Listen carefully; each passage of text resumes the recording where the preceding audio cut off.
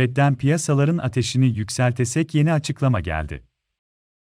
Rusya'nın Ukrayna topraklarına girmesinden sonra dolar kuru başta olmak üzere euro ve altın fiyatları yeniden yükselişe geçti. Rusya'nın Ukrayna'yı tamamen işgaline ilişkin yaptığı planlar piyasaları tam bir belirsizliğin içine sürüklerken, daha önce faiz artırımı sinyali veren Fed'in Mart ayında açıklayacağı faiz kararı büyük bir merak konusuydu. Gelen son dakika haberin göre, Fed Başkanı Jerome Powell faiz artırımına ilişkin beklenen açıklamayı yaptı. Peki Fed Mart'ta faizi ne yapacak? Fed Mart'ta faizi artıracak mı? Fed Mart 2022 faiz kararı açıklandı mı? Fed Başkanı Jerome Powell'ın Amerika Birleşik Devletleri Temsilciler Meclisi'nin Finansal Hizmetler Komitesi'ndeki sunumu yayınlandı. Yayınlanan sunum sonunda Fed'in Mart ayında faizleri artırıp artırmayacağına ilişkin bir yeşil ışık daha yandı. Fed Mart'ta faizi artıracak mı? Fed Başkanı Jerome Powell Mart ayında faiz artırımının uygun olduğunu ancak Ukrayna-Rusya krizinin ekonomik görünüm için belirsizlik oluşturduğunu söyledi. Fed Başkanı Jerome Powell'ın Amerika Birleşik Devletleri Temsilciler Meclisi'nin Finansal Hizmetler Komitesi'ndeki sunumu yayınlandı. Powell Mart ayında faiz artırımının uygun olduğunu düşündüğünü söyledi.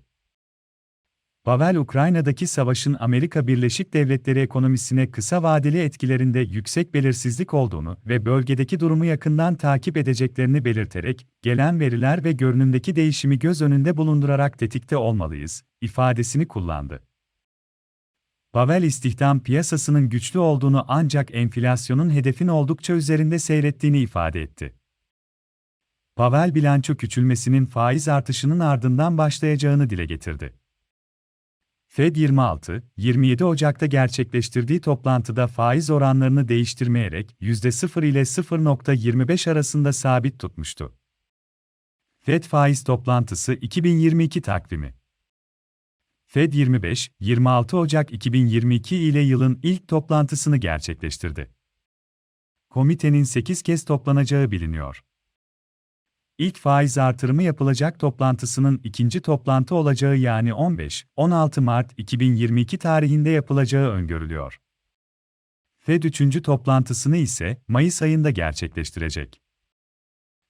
4 Mayıs 2022'de toplanacak Merkez Bankası 4. toplantısını 14-15 Haziran 2022 tarihlerinde düzenleyecek.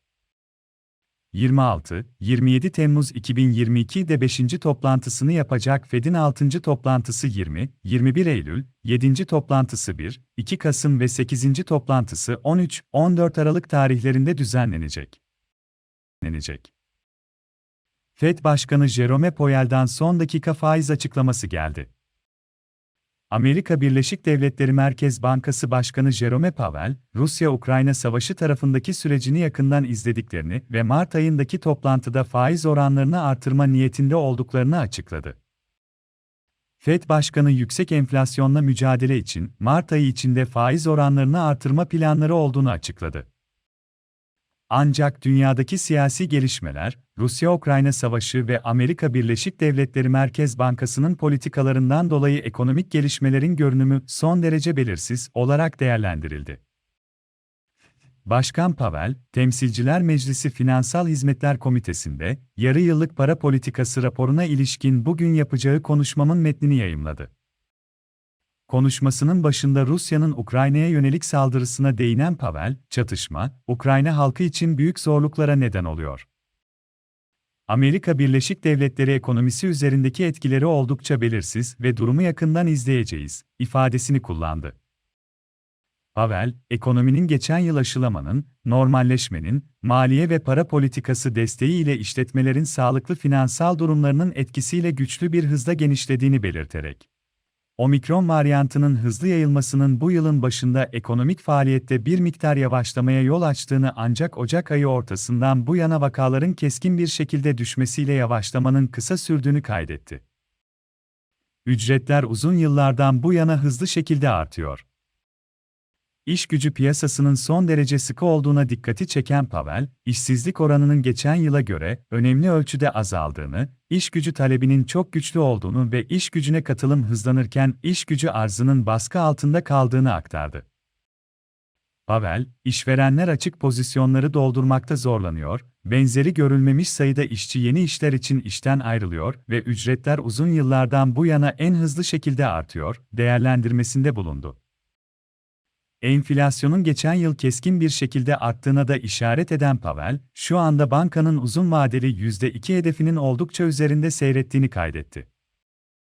Pavel, arz kesintilerinin beklenenden daha uzun sürdüğünü, salgınla şiddetlendiğini ve fiyat artışlarının artık daha geniş bir mal ve hizmet yelpazesine yayıldığını bildirdi. Enflasyonda bu yıl düşüş beklentisi. Yüksek enflasyonun, özellikle gıda, barınma ve ulaşım gibi temel ihtiyaçların daha yüksek maliyetlerini karşılayamayanlar üzerinde önemli zorluklar yarattığının farkında olduklarını belirten Pavel, güçlü bir işgücü piyasasını desteklemek için yapabileceğimiz en iyi şeyin uzun bir genişlemeyi teşvik etmek olduğunu biliyoruz ve bu ancak fiyat istikrarı ortamında mümkün ifadesini kullandı. Pavel, gelen ekonomik verileri izlemeye devam edeceklerini ve hedeflere ulaşılmasını engelleyebilecek riskleri yönetmek için para politikası duruşunu uygun şekilde ayarlayacaklarını vurguladı.